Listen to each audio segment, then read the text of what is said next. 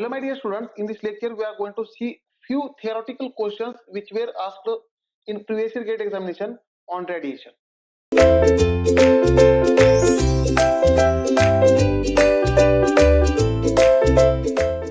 So let us understand the questions. Very first question in today's lecture we are going to see is this question was asked in GATE 2012 for 1 mark. The question is, for an opaque surface, the absorptivity alpha, transmissivity tau, and reflectivity rho are related by the equation. Now, my dear students, here we know that the absorptivity alpha plus transmissivity tau plus reflexivity rho is always equal to 1, right? But here they have mentioned it is an opaque surface. For an opaque surface means there is no transmissivity. For opaque surface, all the incident radiations are absorbed or reflected back. Therefore, here we can say absorptivity plus reflectivity is equal to 1. Therefore, my dear students, for this question, the answer will be option C. You will find that option C is a correct choice. Now, my dear students, in GATE 1988, for 1 mark, they have asked this same pattern of question. Here question is, for a glass plate, transmissivity and reflectivity are. Here transmissivity, which is nothing but tau. Glass is nothing but perfect transmitter, means transmissivity is maximum for the glass, which is 0.86, and reflectivity is given, which is 0.08, right, rho. Then the absorptivity of the glass plate is, now then what will be absorptivity alpha? Now we know that absorptivity plus transmissivity plus reflectivity is equal to 1. Therefore, absorptivity is equal to 1 minus transmissivity is 0.86 and minus reflectivity is 0.08. Right. Therefore, this alpha will be equal to, let's find this alpha. So this absorptivity you will find 0.06. Right. So my dear students, for this question, option D is a correct choice. Now the next theoretical question which was asked in GATE 1991 for 1 mark. Let us understand the question. The diffuse radiation surface has. Now here diffuse radiation surface is given. Means the diffuse body is given. My dear students, here let us say diffuse body.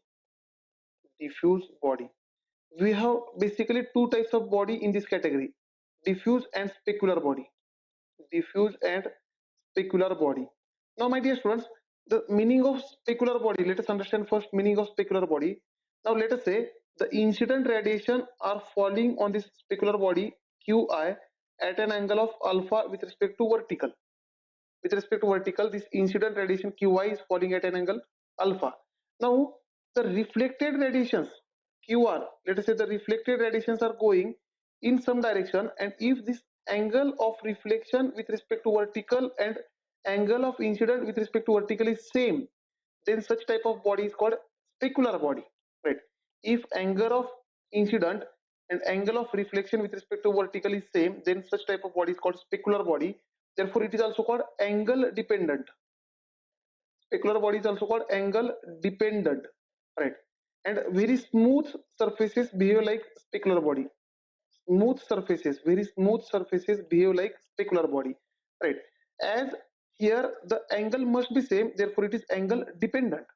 For diffuse body, now irrespective of incident radiation, here let us say this incident radiation is QI at some angle with the vertical. Let us say with vertical it is at angle alpha. Now, irrespective of this angle of incident alpha, the diffusion is in all direction. The diffusion takes place in all direction. Diffusion takes place in this direction, in this direction, in this direction, in all direction. That is reflection or diffusion takes place in all direction, all possible direction. Such type of body is called diffusive body. Means this diffusive body is angle independent. Angle independent. Diffusive body is angle independent. That is radiation intensity independent of angle.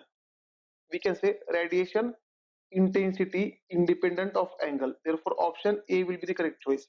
Now, my dear students, option B is emissive power independent of angle. Now, this option B, don't tick for option B.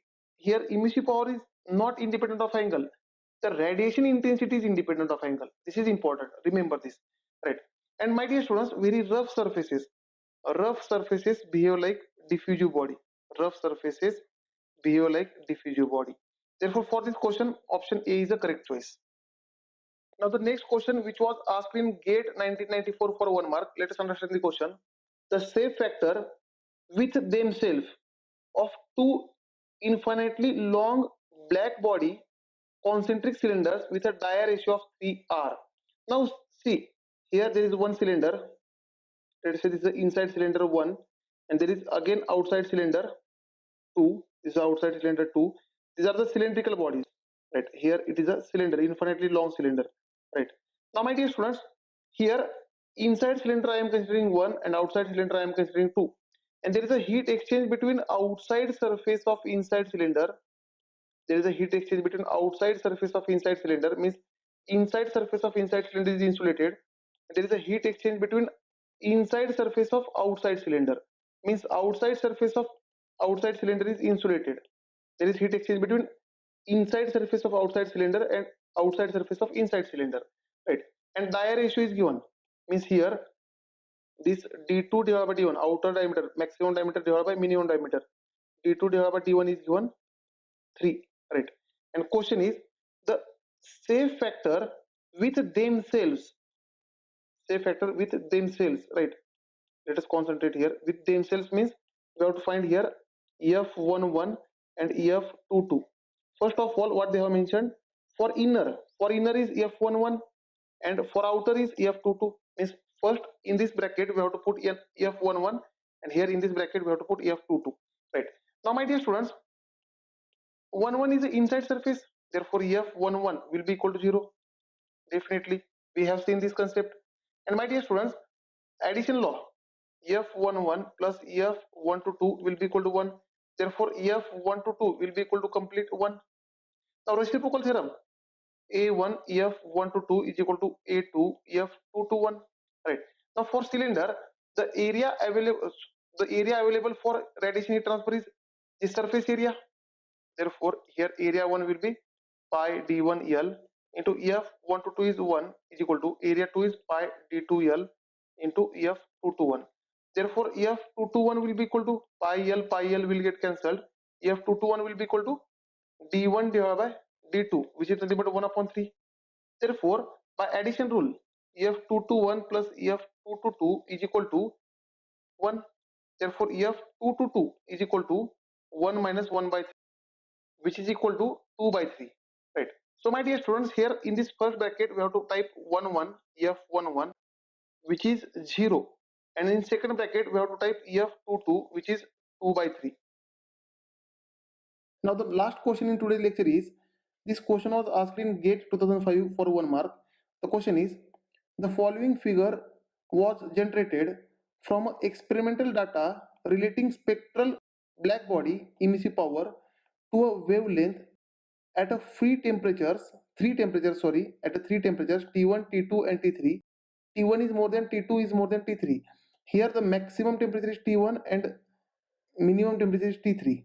Here there is a spectral emissive power EB lambda, which is watt per meter square micrometer, and here on this axis, x axis, there is a wavelength lambda, right? Here on this axis wavelength lambda, here spectral emissive power, and temperatures are T1 is more than T2 is more than T3, right? Here this is the temperature T1 graph, T2 graph and T3 graph.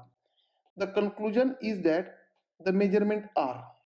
Now, my dear students, in radiation we have seen three laws.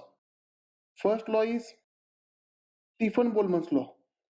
Here Stefan-Boltzmann's law, right? As per this Stefan-Boltzmann's law, the emissive power emitted from the black surface is directly proportional to fourth power of its absolute temperature. Means if temperature is more, the emissive power of black body is more. Therefore, as per this Stefan-Boltzmann's law, see, temperature T1 is more. Therefore, for temperature T1, the emissive power is also more. That is EB1. And for temperature T2, emissive power is less. Temperature T3, emissive power is more less than this, right? Therefore, here is correct trend of Stefan-Boltzmann law, that is EB. But let us not conclude your answer. Let us go for second law, that is Wien's displacement law. Wien's displacement law. Now, my dear students, as per this Wien's displacement law, we have seen the product of wavelength and its absolute temperature is always constant. This is always constant. Means whenever temperature increases, wavelength must decrease, right? But here what is happening? At maximum temperature T1, the wavelength is lambda 1. At temperature T2, the wavelength is lambda 2. Peak we have to consider, no. And at temperature T3, wavelength is lambda 3. Means here in the given diagram, as temperature is decreasing, wavelength is also decreasing. And as temperature is increasing, wavelength is also increasing, which is 100% wrong. Means here this diagram is not obeying Wien's displacement law.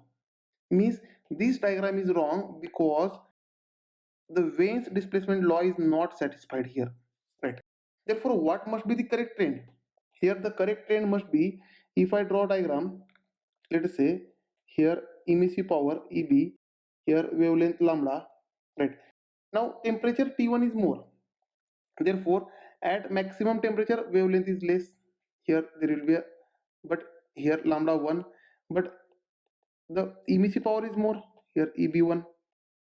As this is the temperature T1, as the temperature goes on decreasing, the wavelength goes on increasing, lambda 2 for temperature T2, and EB2 goes on decreasing, right?